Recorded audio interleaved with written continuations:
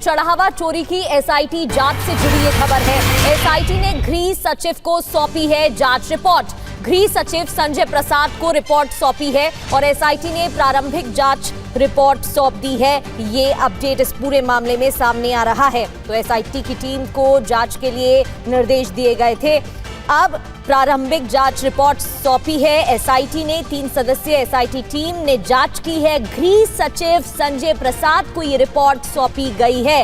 हर पहलू से जांच की गई, कई लोगों से पूछताछ हुई है। इस पूछताछ में क्या सामने आया है, रिपोर्ट में क्या बात सामने आई है, इसी की जांच की जा रही थी। ये रिपोर्ट गृह सचिव संजय प्रसाद को सौंप दी गई है।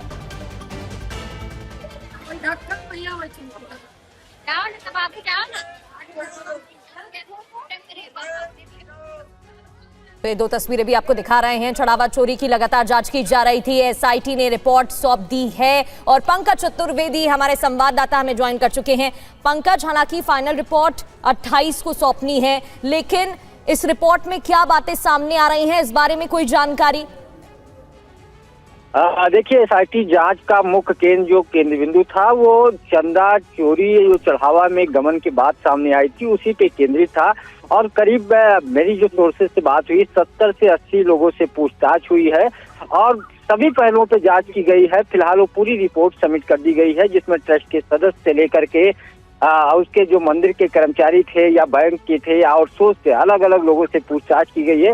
ट्रस्ट के सभी सदस्यों से पूछताछ की गई है। जो 11 सदस्य हैं, क्योंकि एक ट्रस्ट के सदस्य की मौत हो गई थी, उनकी जगह खाली है, उन 11 सदस्यों से पूछताछ हुई। हालांकि 3 पदेन सदस्य हैं, जिसमें संजय प्रसाद भी हैं, प्रमुख सचिव गृह के नाते, अयोध्या के डीएम हैं और भारत सरकार में जो ज्वाइंट सेक्रेटरी या एडिशनल सेक्रेटरी होता है वो होता है। तो इन 3 को छोड़ दिया जाए तो बाकी सदस्यों से पूछताछ हुई है।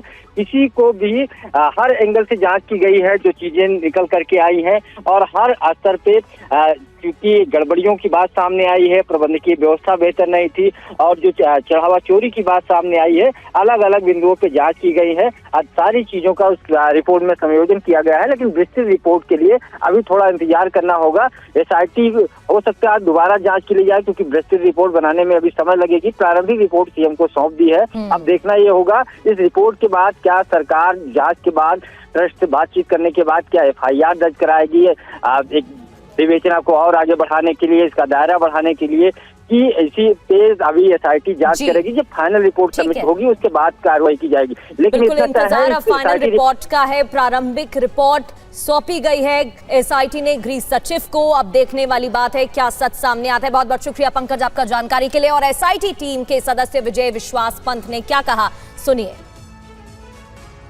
देखिए, ये शासन द्वारा नियुक्त 3 सदस्यीय एसआईटी की रिपोर्ट आज हमने अपर मुख्य सचिव गृह महोदय को सौंपी है।